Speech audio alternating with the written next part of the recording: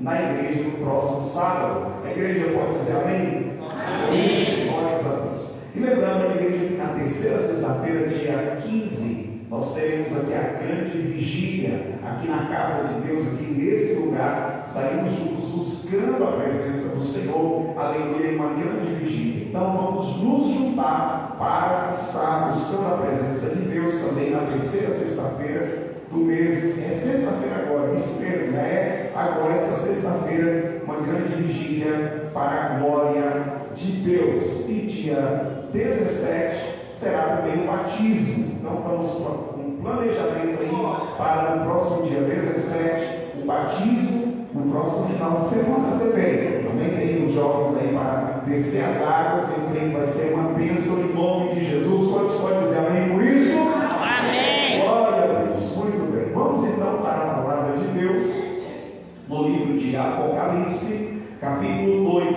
versículo 1 a seguir, até o versículo de número 7, nós vamos ler neste momento em nome de Jesus.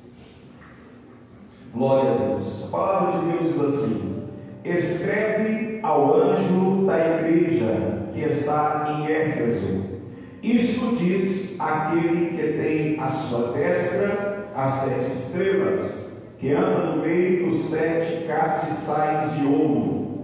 Eu sei as tuas obras, e o teu trabalho, e a tua paciência, que não pode sofrer os maus, e puseste à prova os que dizem ser apóstolos, e não são, e os achastes mentirosos. E sofreste, e tens paciência, e trabalhaste pelo meu nome, e não te cansaste.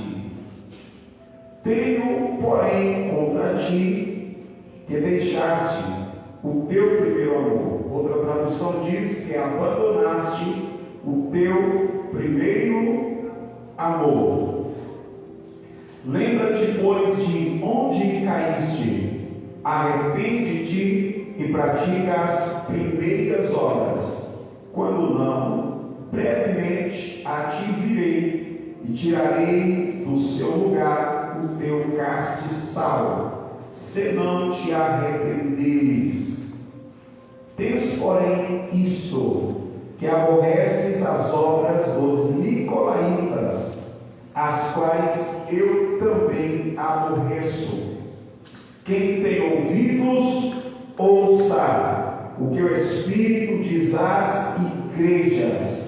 Ao que vencer, dar-lhe a comer da árvore da vida, que está no meio do paraíso de Deus. Quantos podem dizer amém pela palavra? Tomai o vosso assento glorificando a Jesus nessa noite.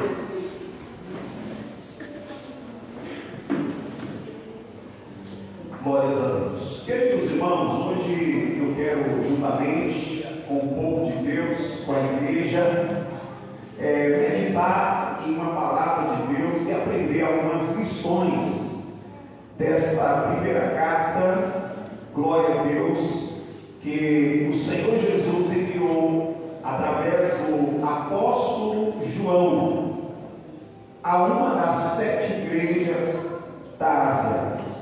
Eu quero destacar em primeiro lugar para a igreja que a Ásia, aqui apresentada na palavra de Deus, é hoje a chamada ou chamado país da Turquia. Então, essa Ásia aqui era conhecida como a Ásia Menor. E hoje a Ásia Menor é um país chamado Turquia, é a região do país chamado Turquia. Na Turquia, ou na Ásia Menor, havia essas 7 cidades, a qual a Bíblia menciona aqui: a cidade de Éfeso, a cidade de Esmirna, a cidade de Pérgamo, a cidade de Tiatira, a cidade de Sardes, a cidade de Filadélfia e a cidade de Laodiceia. João, quando ele envia essas cartas a essa igreja, ele cartas, mas o cenário em que ele recebe essa mensagem, a Bíblia Sagrada revela que João estava em uma ilha. O nome dessa ilha era chamada Ilha de Patmos, ou seja, ele estava na ilha de Patmos.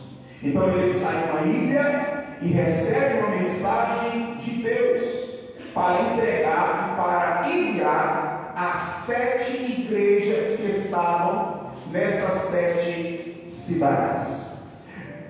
Eu destaco antes aqui de entrar direto no assunto aqui dessa palavra, que o motivo pela qual João ele estava na ilha de Patmos, ele não estava ali por escolha própria, mas ele estava ali porque ele foi levado para aquele lugar preso.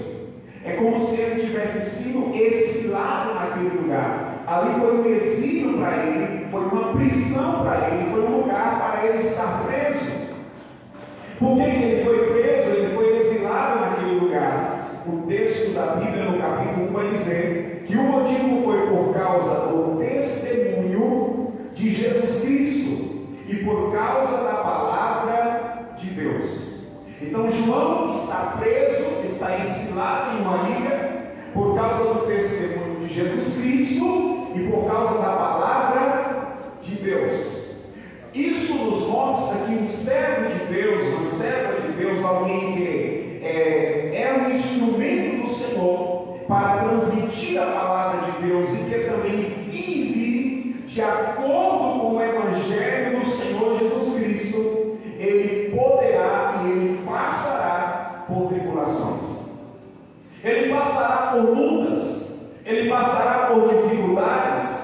Se eu nessa noite dissesse para os irmãos, olha, venha para Jesus e os seus problemas, ou os problemas e as dificuldades vai acabar, eu estaria mentindo, porque a Bíblia Sagrada está dizendo que João está exilado, preso, em uma ilha chamada Ilha de Patmos, por causa do testemunho de Jesus e por causa da palavra de Deus.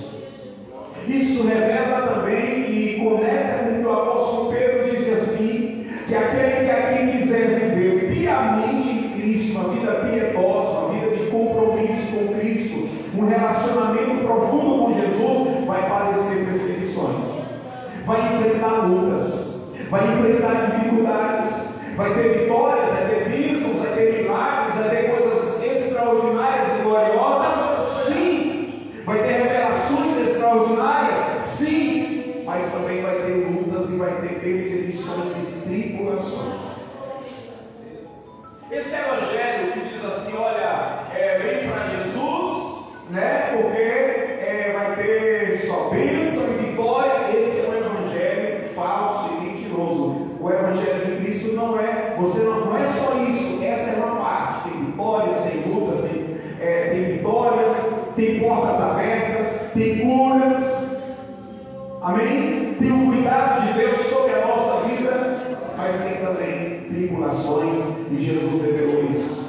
Então o apóstolo João, por causa do evangelho, por causa da palavra de Deus, ele está exilado, mas antes dele ir para o exílio, por que ele foi levado para o exílio, ou para a prisão em Patmos? Por que ele foi levado? Porque já havia tentado matar ele de outra forma e não conseguiu.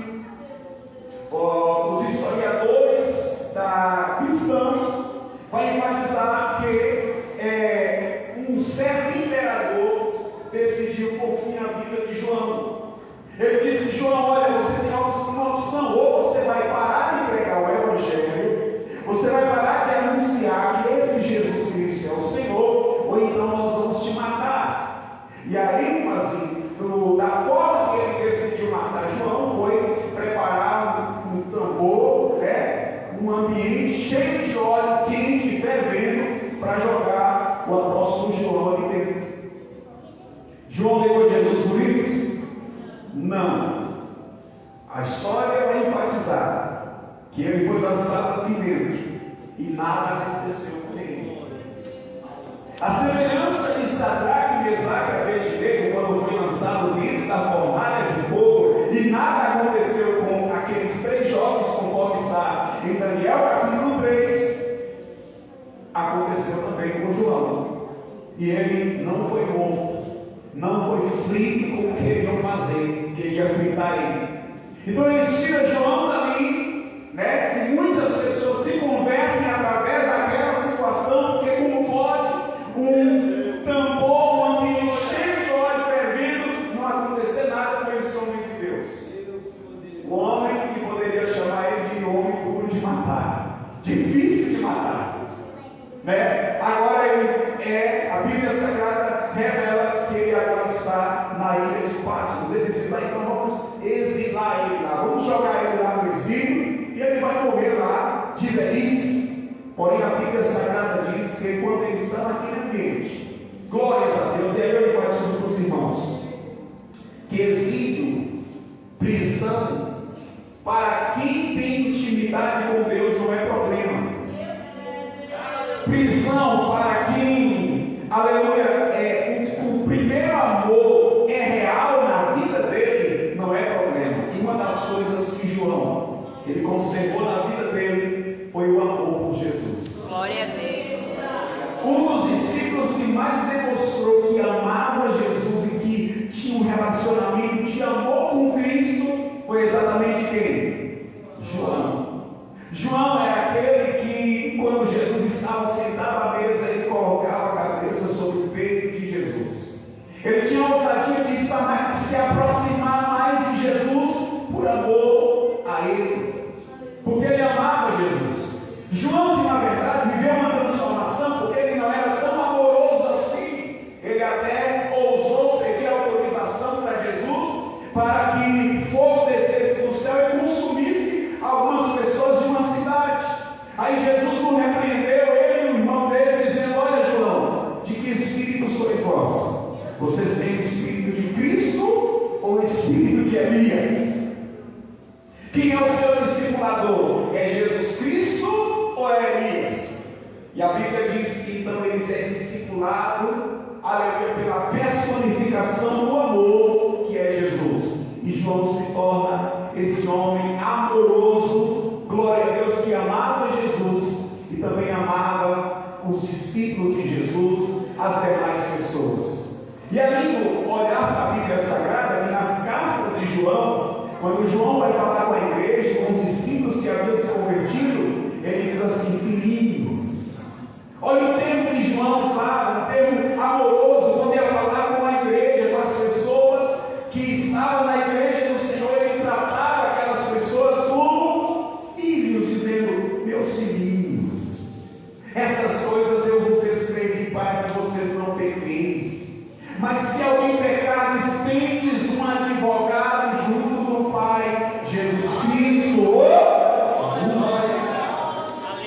Logo nós vamos perceber que alguém pode, em um tempo, ter uma linguagem áspera, alguém pode ser áspero, pode ser pavio curto durante um período da sua vida, e ele ser muito reativo, mas com tratar com eles, andando com Jesus, aleluia, com essa caminhada com Jesus, haver uma transformação no coração dessa pessoa. E eu aprendo, e nós podemos aprender, que só Jesus pode transformar uma pessoa áspera, rude e dura, em uma pessoa com coração mole, com coração quebrantado, com coração amoroso e que trata as demais pessoas, aleluia, glória a Deus, de uma forma mais amável e mais aprazível. Alguém pode dizer glória a Deus?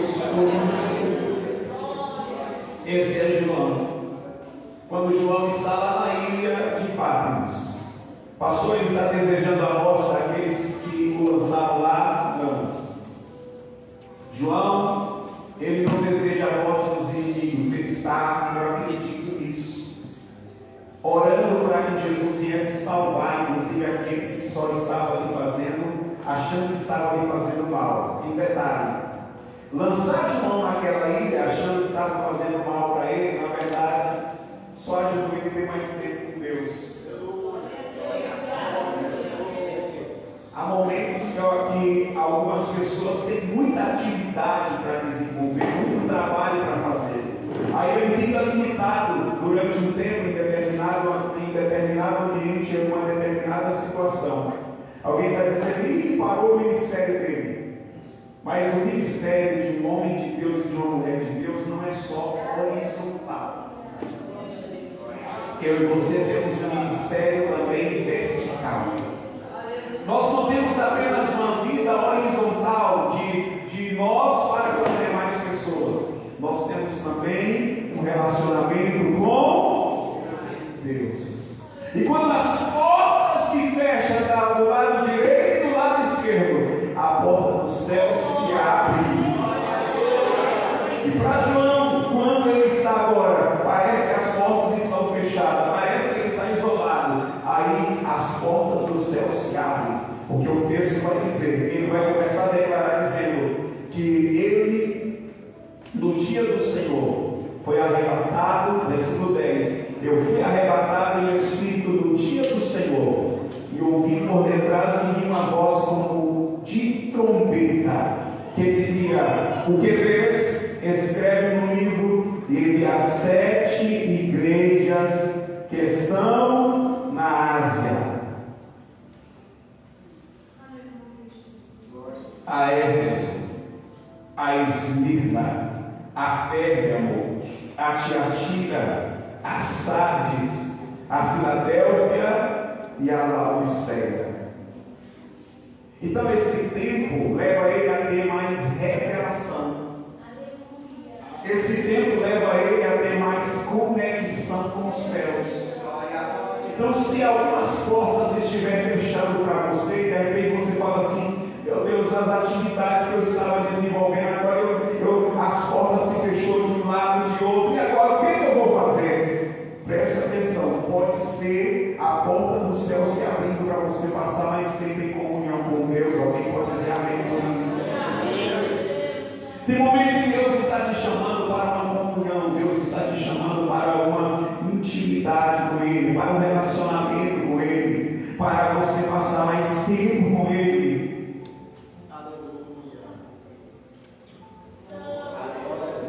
Porque o Pai, Ele tem prazer de conversar com os filhos.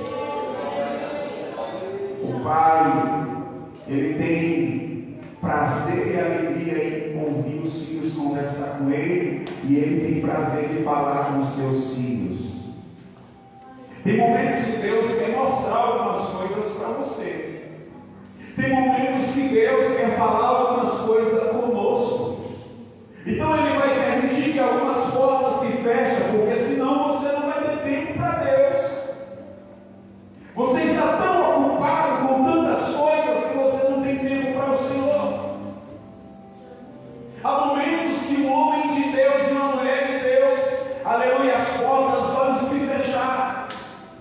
Há momentos que, olha só o que Deus está ministrando no meu coração, algumas pessoas podem até se afastar de você, que era do seu convívio. Deus pode levar elas para longe de você, porque algumas pessoas em alguns momentos podem atrapalhar o seu relacionamento com Deus. Deus está chamando pessoas aqui para uma comunhão maior com Ele, para uma intimidade maior com Ele, porque Ele tem algo a falar com você, Ele tem algo a revelar para você. Glória a Deus. O texto vai dizer que lá está João, e agora sendo arrebatado e recebendo um recado, uma mensagem do céu. Mas a mensagem que João recebe da parte de Deus é para pelo menos 7 igrejas. Quantas igrejas? 7. 7. A primeira igreja é chamada de a igreja de Éfeso. A mensagem de Jesus para a igreja de Éfeso, ela se manifesta em pelo menos 2 aspectos. Porque Jesus, ele vai mostrar que realmente conhece a igreja de uma maneira plena e total. Uma das coisas que eu e você devemos entender e compreender é que Jesus conhece a sua igreja nos mínimos detalhes.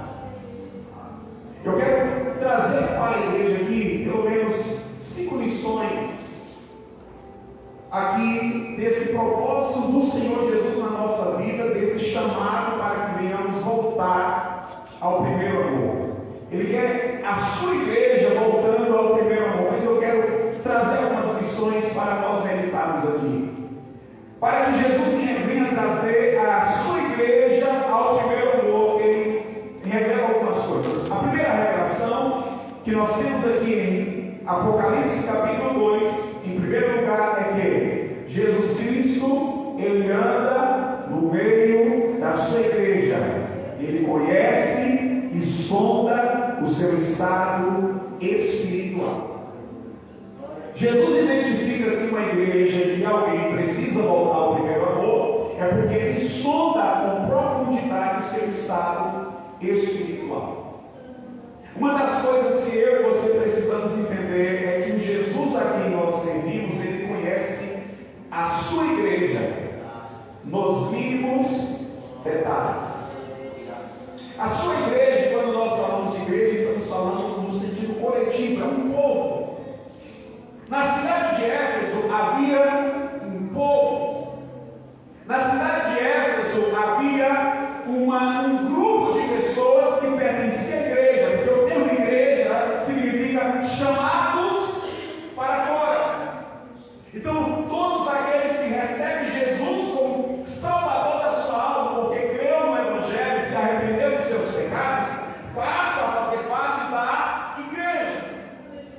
Agora, Jesus Cristo conhece essas pessoas que pertencem à sua igreja em cada cidade, em cada lugar, em cada bairro, em cada fazenda, em cada aldeia, em cada lugar. Jesus conhece com profundidade quem é a sua igreja e como ela está.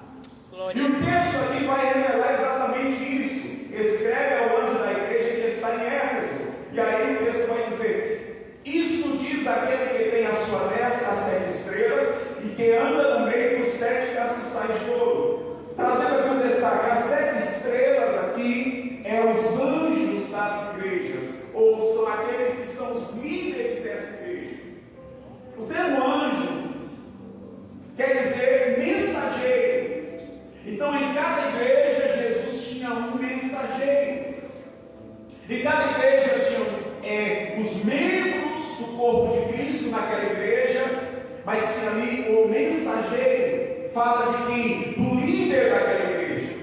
Então, Jesus, glórias a Deus, tendo esse mensageiro, aquele que deveria entregar a mensagem, e se ele está recebendo uma carta de João, que Jesus enviou para ele através de João, o que esse mensageiro precisa é ler a carta para a igreja.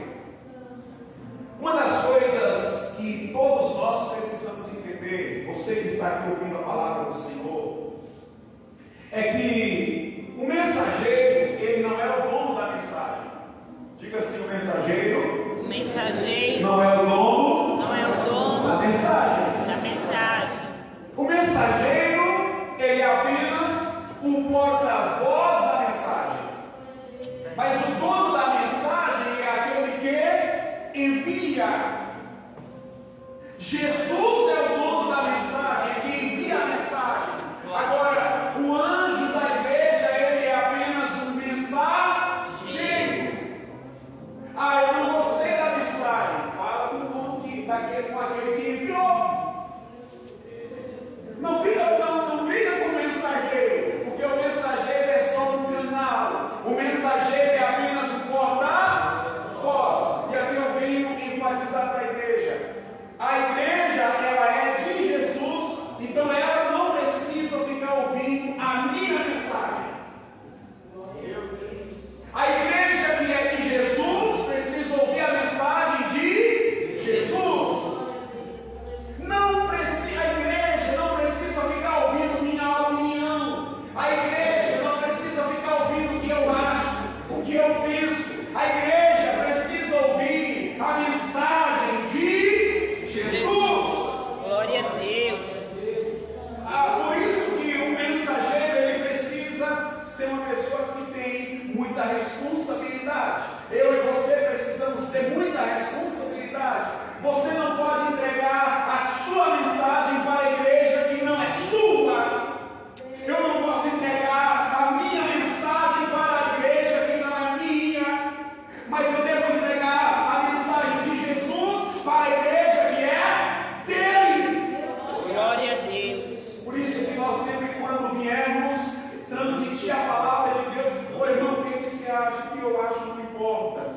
eu vou falar o que a Bíblia diz, o que a palavra de Deus diz, o que Jesus está dizendo. Olha o versículo 7, a parte A. Quem tem ouvidos, ouça o que o Espírito diz às igrejas. É o Espírito. Não é eu, não somos nós, mas eu e você precisamos sempre entregar a mensagem que vem de Deus. Mas o mensageiro é de Deus. A mensagem é de Deus, mas o mensageiro também ele é de Deus. E ele está na mão de Deus. E o que está na mão de Deus, Deus controla. Glória a Deus. O que está na mão de Deus, Deus controla. O que está na mão de Deus, está na mão de Deus, Deus controla. Deus controla. Então, eu já ouvi situações da seguinte maneira. Aí eu não gostei desse pastor. Vamos dar um jeito de derrubar ele para que venha outro pastor. O pastor quem foi que deu? Deus. Ele está na mão de quem? Deus. Então quem colocou é quem vai tirar quando ele quiser tirar. Amém. Glória a Deus. Ah, não gosto. Mas conversa com o dono. Alguém está entendendo isso aqui? Amém. Conversa com o dono. Eu já ouvi situações, isso é muito triste, de pessoas que se uniram para tentar tirar pastor de igreja e pagam alto preço. Por quê? O dono da igreja é Jesus, e os pastores e os mensageiros estão na mão de Jesus. Ah, mas eu não estou vendo, mas está na mão dele. Agora, se alguém, nós lemos aqui, estudamos na manhã de hoje, se um profeta não estiver fazendo o que Deus mandou, se um homem de Deus não estiver fazendo o que Deus mandou ele fazer, não estiver alinhado com a vontade de Deus, Deus remove, e o texto diz assim: eu levantarei pastores, e vai apacentar as minhas ovelhas, conforme a minha vontade. Então é Deus que remove, e é Deus que coloca outro no lugar quando assim ele quer fazer. Agora, não queira rejeitar a mensagem que vem de Deus. Aleluia. Alguém está entendendo isso aqui? Amém? Amém. Agora, Jesus anda também no meio dos 7 castiçais. Quem é os 7 castiçais? As 7 igrejas. Os 7 castiçais, os castiçais representam as igrejas. E Jesus, ele anda no meio dos 7 castiçais. Jesus, ele anda no meio da igreja. Você não está vendo, mas ele está andando. Glória a Deus. Ele está observando nos mínimos detalhes. Não, eu tenho tanta certeza disso.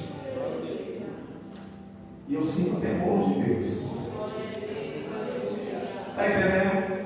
Jesus anda e vê e sonda nos mínimos detalhes todas as coisas. E ele sabe. Jesus não sabe só de uma parte. Jesus, ele sabe de tudo. Diga tudo. Tudo. Quando você vai falar de você mesmo, você fala as partes boas de si. Quando a gente vai falar da gente mesmo, a gente tem que sempre falar a parte boa. Mas Jesus conhece a parte boa e a parte ruim. Jesus conhece as coisas boas e aquilo também que não está bom. Jesus sabe o que é verdade e o que é mentira. Ele é o dono da igreja, parceiro meio da igreja. Glória a Deus. E esse Jesus que vê tudo, diga, ele vê tudo. Ele vê tudo. O texto vai dizer que ele está observando a igreja. Isso aqui é um detalhe muito importante. Ele vê a igreja. O que ele vê? Ele vê, o texto vai dizer: eu sei as tuas obras. Aí vai dizer: o teu trabalho. Então, essa igreja é uma igreja que trabalha. Jesus estava vendo. Quem está trabalhando para Jesus aqui nessa igreja, Jesus está vendo. Glória a Deus. Porque ele disse: eu sei o teu trabalho. O que mais? A tua paciência. Tem gente, irmão. Tem pessoas aqui que só Deus sabe o que ele suporta, e ele está sendo paciente. E Jesus está dizendo assim: eu sei a tua paciência. domine o que você suporta, o quanto você tem aguentado certas situações. Eu sei e conheço a tua paciência. 3. E que não pode sofrer os maus, e puseste a prova os que se dizem ser apóstolos e não são, e os achastes mentirosos. Um detalhe dessa igreja, que essa igreja, Jesus está dizendo assim: eu sei que vocês é uma igreja bíblica, e se aparece alguma coisa errada no meio de vocês, você vai para a Bíblia e diz assim: não, isso aí não está de acordo com a palavra de Deus, não.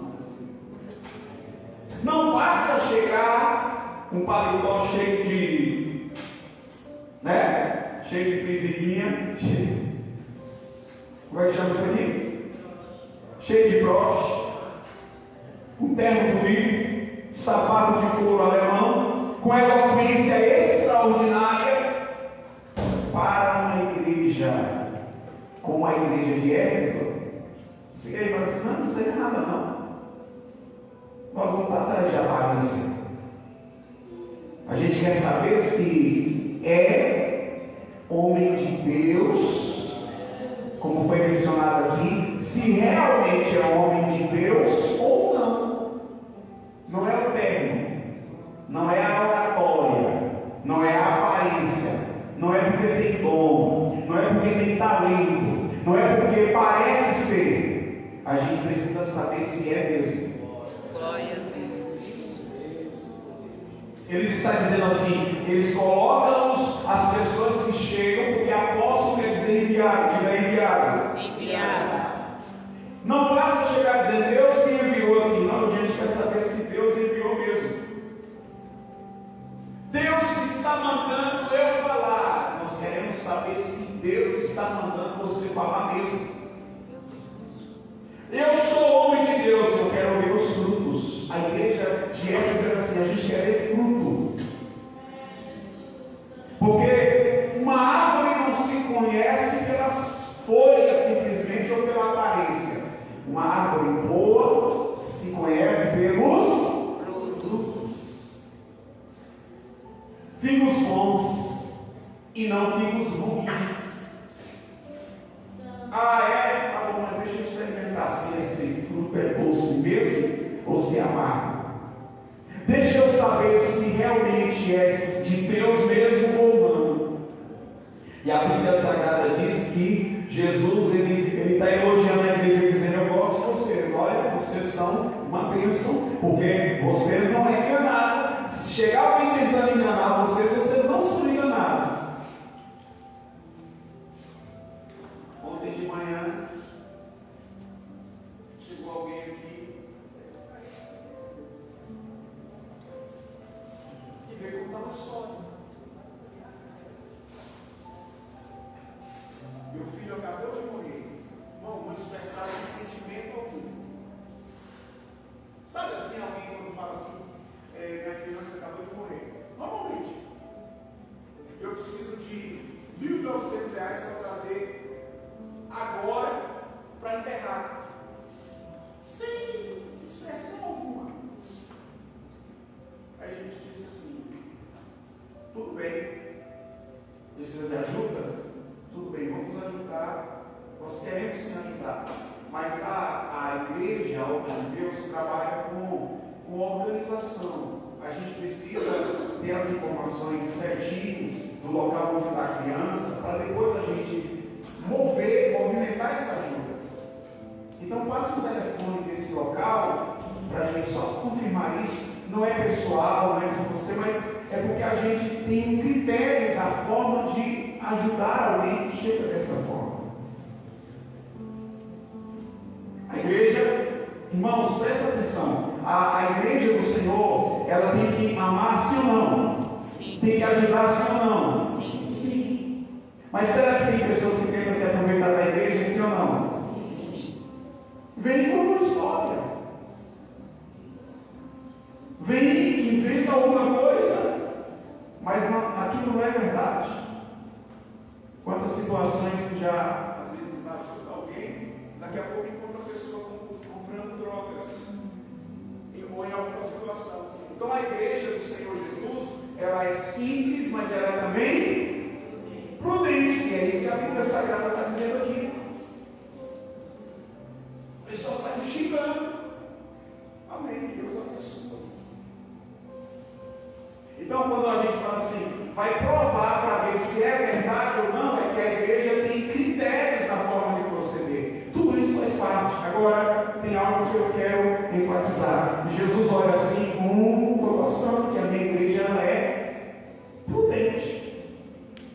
Ela prova para ver se as coisas é verdade ou não, para não ser enganada, para andar de acordo com a palavra. Amém. Agora, o texto vai dizer da seguinte maneira.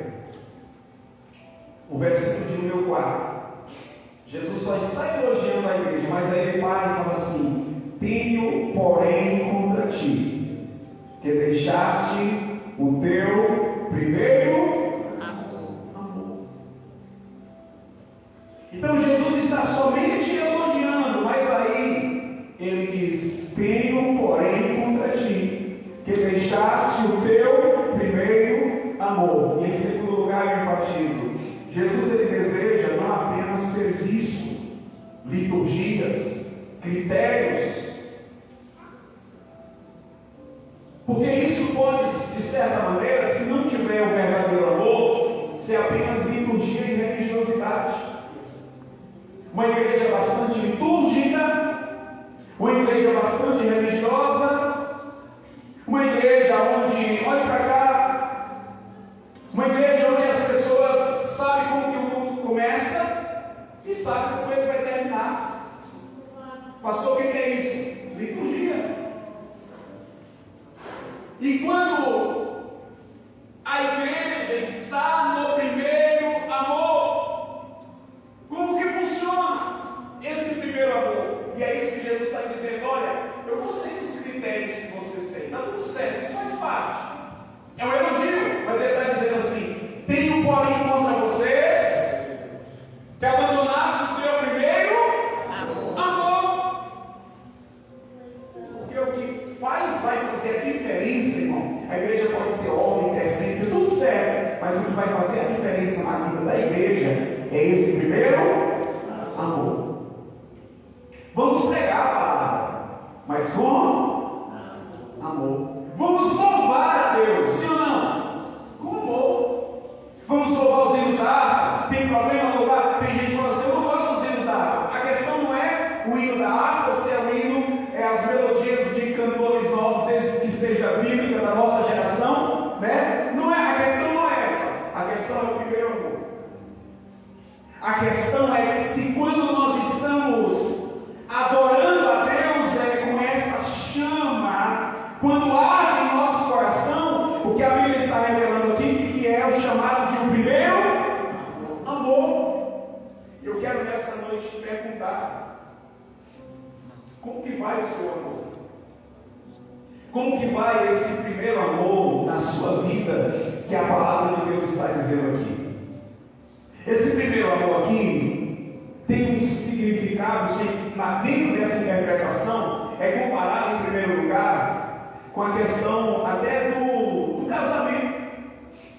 Quando um casal se conhece, né, e ama um ao outro de verdade, aquele amor lá no começo. Sabe? Tem pessoas que sabem o que é isso, nem todo mundo sabe. Alguns jovens um dia vai saber. Mas tem casais aqui que sabem o que é o primeiro amor. Sabe como foi que conheceu o seu cônjuge, aquela ou aquele que hoje é seu cônjuge? Sabe como foi lá naquele momento? E como é bom essa experiência do primeiro amor, aonde a pessoa ela dá um jeito de conversar com aquela pessoa, porque quer conversar, quer ter diálogo, quer ter aquela conversa. Às vezes não tem nada para falar, mas quer falar com aquela pessoa. Dá um jeito, olha, a gente precisa se encontrar. Para quê? Porque eu estou com saudade de você. Oh, glória a Jesus. Será que alguém aqui já viveu isso? Hoje em dia algumas pessoas falam assim: acho que deixa a hora que essa pessoa vai logo trabalhar, estou cansado dele aqui. Vai logo para né?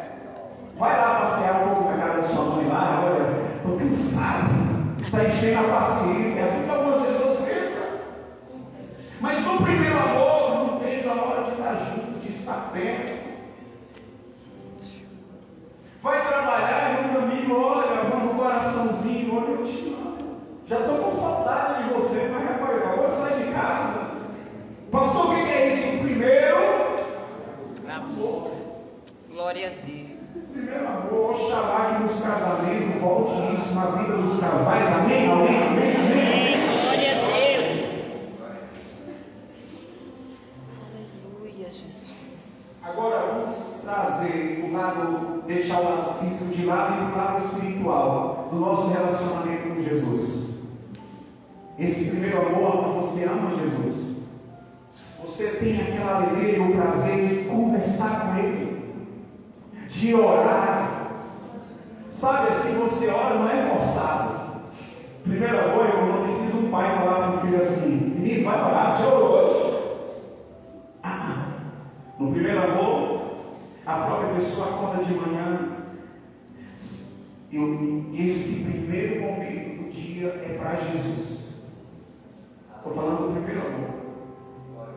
Não precisa dizer assim: já leu a Bíblia hoje? Não, a própria pessoa acorda de manhã cedo.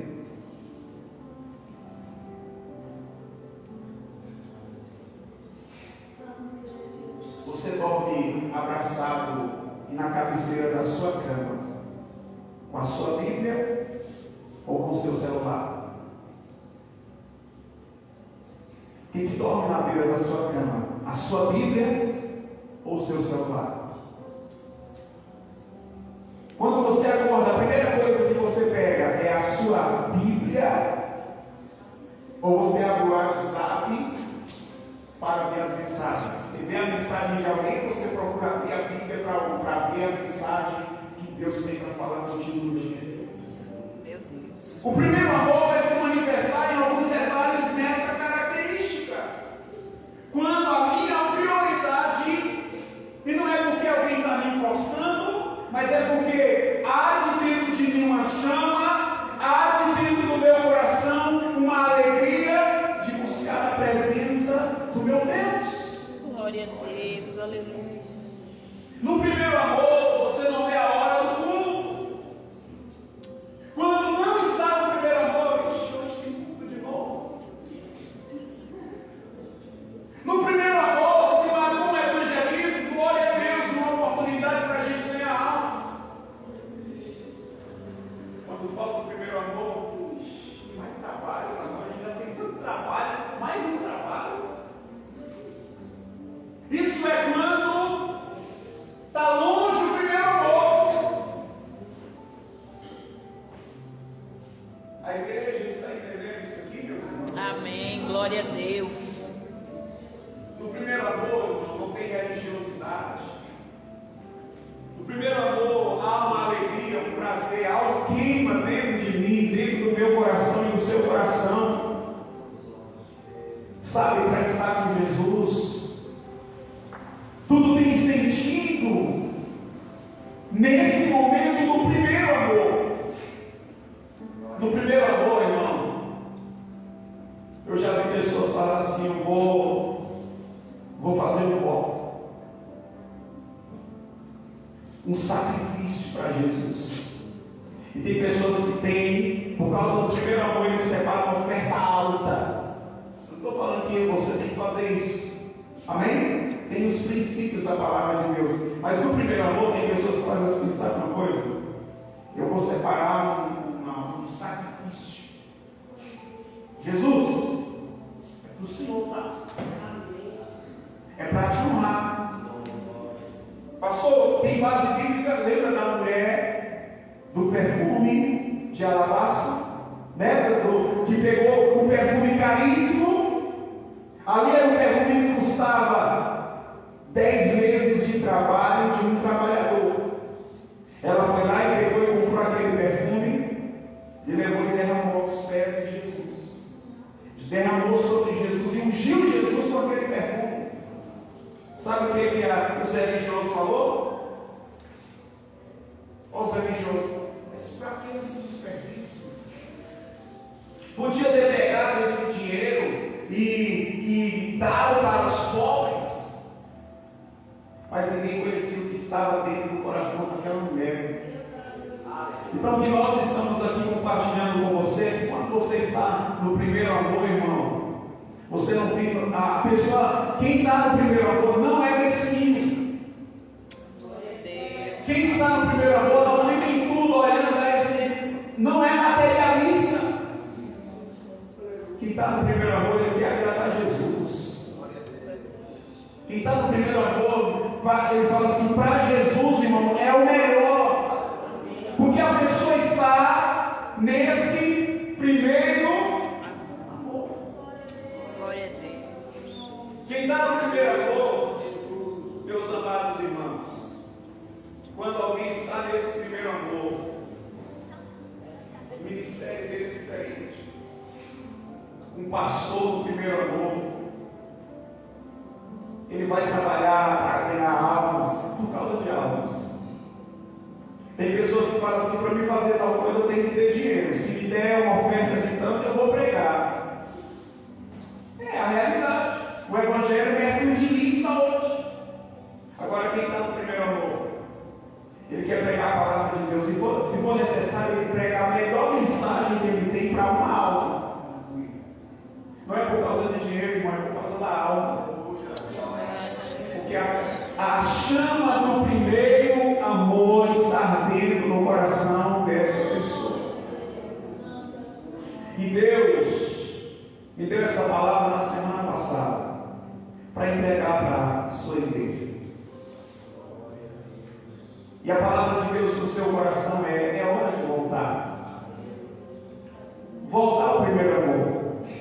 Por que voltar? Porque é uma decisão sua. Porque tem coisas, por exemplo, se você perder algo, você precisa procurar para achar. Mas a questão aqui da igreja de Éfeso, a igreja ela não perdeu o primeiro amor. Essa igreja aqui, ela deixou o primeiro amor. Essa igreja aqui abandonou o primeiro amor. Uma coisa é perder, outra coisa é abandonar. Quando alguém abandona algo, é uma decisão que ela toma. Então, pastor, mas por que alguém pode abandonar algo tão importante que Jesus está dizendo que é importante aqui? Por que alguém toma uma decisão como essa?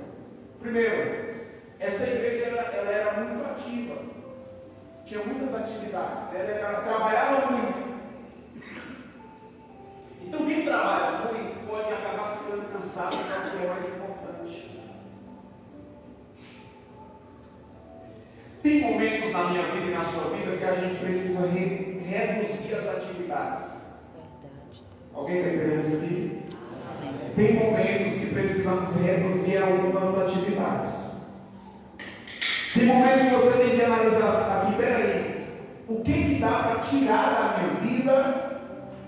Quais são os excessos que tem para me ter tempo para o meu primeiro amor?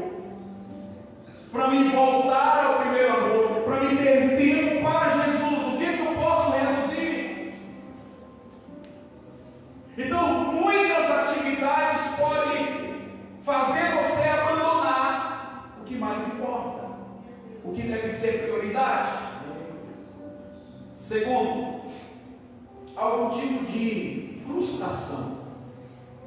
Por exemplo, tem pessoas que, quando está frustrado no relacionamento, aí ele vai e deixa. Alguém que não quer encarar alguns problemas que precisa resolver, então ele, por estar frustrado, eu vou deixar para lá. Ele abandona. Só que esse primeiro amor com Jesus, ele não pode ser abandonado. Não deixe frustrações na vida ministerial, na vida familiar, está entendendo? Na vida profissional.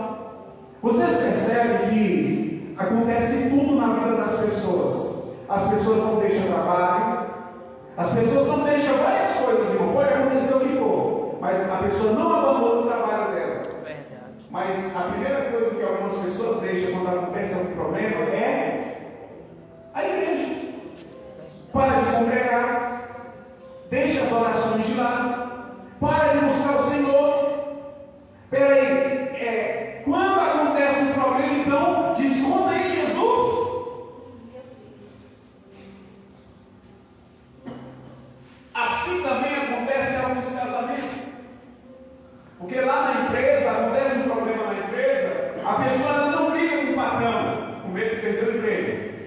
Não fala alto como algumas pessoas lá, mas chega em casa e desconta na mulher. Chega em casa e desconta nos filhos. Chega em casa e desconta no primeiro amor. Espera aí, o problema não é sua mulher, o problema não é o seu marido, o problema foi na empresa. Então deixa esse problema na empresa e cuida do primeiro amor. Pede a Deus sabedoria para resolver esse problema lá, mas não traz aquele problema para um lugar que é um ambiente de comunhão, é um ambiente onde você precisa ter um relacionamento sólido, abençoado, cheio de harmonia, cheio de amor, glórias a Deus. Aleluia, Jesus. Então o Senhor Jesus está dizendo para a igreja de Éfeso: tenho porém contra ti que deixaste o teu primeiro amor. E Jesus vai dizer assim: ó, lembra-te depois de onde caíste. O que foi que aconteceu para você abandonar o primeiro amor? Arrepende-te e volta à prática das primeiras obras. Como você deixou, então é para você voltar. O que alguém perde, de repente perdeu por algum motivo, né, vai ter que dar um jeito de correr atrás, de procurar, ok? Mas o que uma pessoa deixa, essa pessoa tem que voltar exatamente naquilo que ela deixou, que ela abandonou, para reconstruir esse relacionamento, para reconstruir esse primeiro amor novamente. E essa é a palavra de Deus para a igreja, pedra fundamental dessa noite. O Senhor está chamando a sua igreja, o Senhor está chamando o seu povo para voltar ao primeiro amor. Glória a Deus. Ah, pastor, eu devo voltar para tal trabalho, para tal atividade? Não, volta ao primeiro amor, volta a Jesus. Glória a Deus. Não é se ocupar em um monte de coisa, volta para Jesus. Volta a buscar a presença dele com sinceridade, com intensidade. Bendito é o nome do Senhor. E para a gente caminhar para o encerramento, por que é necessário urgente voltar ao primeiro amor? Sabe por quê?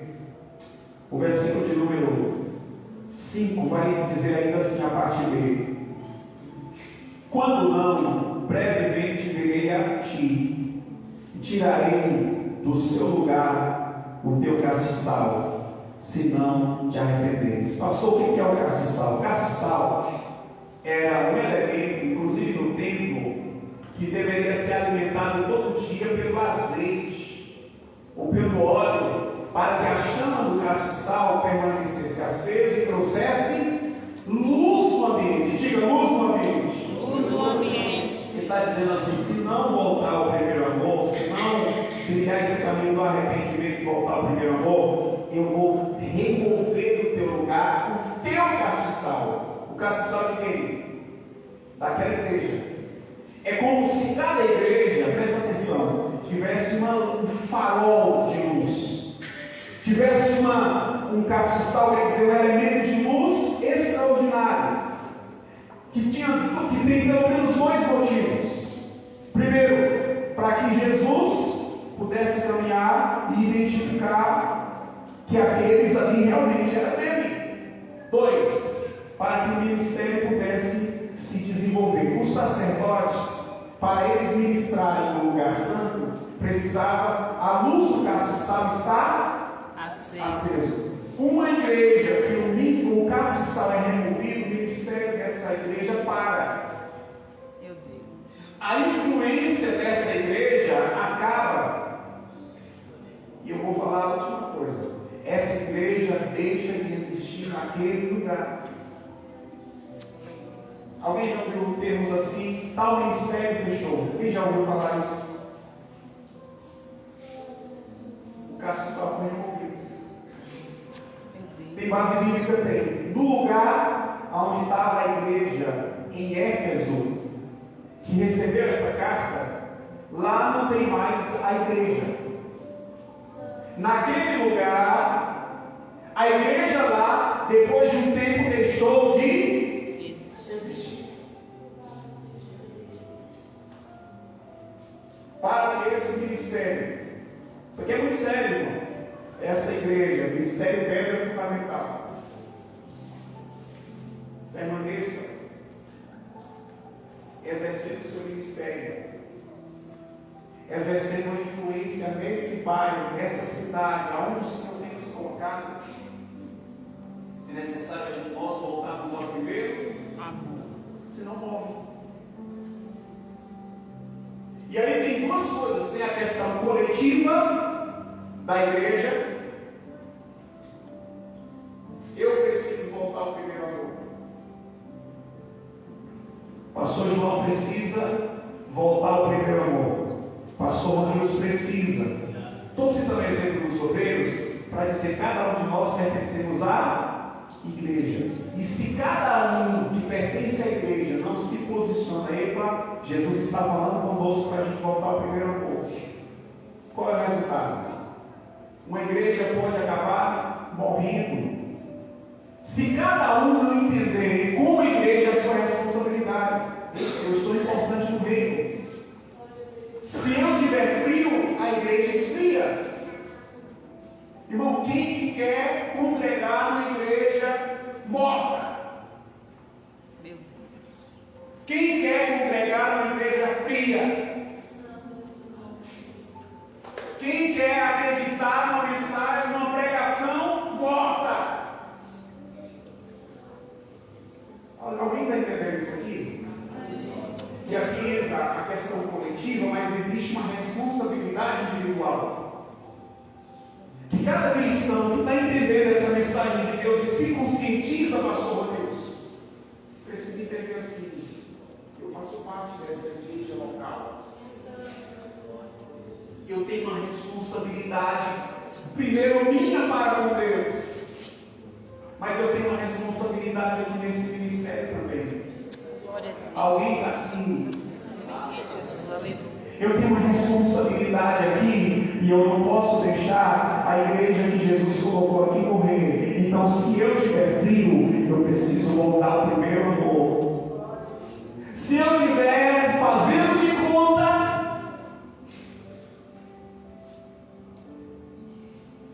não faça de conta, não. Amém, meus irmãos? Diga assim para o seu irmão: não seja de verdade. Seja a luz de verdade. Assume a sua responsabilidade na casa do Senhor de verdade. Porque se a gente não volta ao primeiro amor, se deixarmos o amor, e aqui olha para esse termo: o amor é para com Deus, mas é também para com os nossos irmãos. Amém. Pastor, qual é a igreja que morre? Se o amor acabar, essa igreja morre. Nós não podemos deixar a igreja morrer. Fique de pé, por favor. Glória a Deus. Sabe qual é a palavra de Deus para mim e para você? Quem tem ouvidos, ouça o que o Espírito diz às igrejas. Ao que vencer, você precisa vencer. Glória a Deus. Eu preciso vencer. Nós precisamos vencer. O que eu preciso vencer? Você precisa vencer. A apatia espiritual. Você precisa vencer, irmão. Sabe aquela situação que faz você ou nós sermos cristãos frios? Precisamos vencer isso. Amém, Jesus. Porque se nós vencermos, nós voltamos ao primeiro amor. E se nós voltarmos ao primeiro amor, então viveremos uma vida cristã vitoriosa. E o texto aqui vai dizer: ao que vencer, dar-me-ei a comer da árvore da vida, que está no meio do paraíso de Deus. Tem uma questão aqui, mas tem uma questão eterna também. Individualmente, eu e você, aleluia, nosso alvo é o quê? Chegar onde? No céu. No céu. Por que eu preciso voltar ao primeiro amor, irmão? Porque eu preciso chegar no céu. Glória a E Deus. desfrutar do quê? O que está no meio do paraíso de Deus. A árvore da vida, que está no meio do paraíso de Deus. É a sua salvação, é a minha salvação. Glória a Deus. Você não vai parar por quê? Você está lutando, irmão, não é por qualquer coisa não. pela sua Salvação. salvação. Você está cuidando da sua salvação e cuidando da salvação também de outras pessoas, da sua família. Seja forte por você, se esforça por você, mas se esforça também pela sua família. Se você parar, pode ser que sua família também pare. Se você se esfriar na fé, pode ser que outras pessoas perto de você está ajudando eles a caminhar para o céu, se vai esfriar também. Amém, pais? Amém, mamãe? Amém. Hoje é o dia dos pais. Você e Deus sabe o valor de um pai e filho na presença de Deus, de uma mãe e filho na presença do Senhor. Não pense só em você, mas pensa também nos seus filhos. Amém.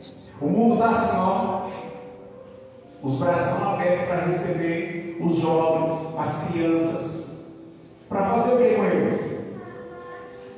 Destruir, irmão. Lançar eles no fundo do poço, destruir a alma deles. Quantos jovens morrendo novo, morrendo cedo, sem Jesus. É isso que está esperando os jovens, os adolescentes lá fora. Então, a mulher de Deus e o homem de Deus, seja forte. Vamos buscar a presença do Senhor. Vamos buscar estar nesse primeiro amor, por você mesmo, mas também pela sua família. Quantos podem dizer amém na palavra? Amém. Quem pode aplaudir a Jesus?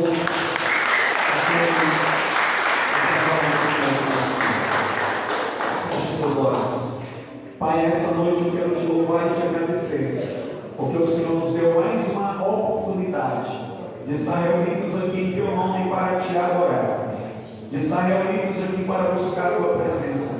E nós acabamos de receber uma mensagem, cuja mensagem, Senhor, é acerca da necessidade de voltarmos a este primeiro amor, a essa primeira e preciosa caridade, esse precioso relacionamento de amor com o Senhor Jesus.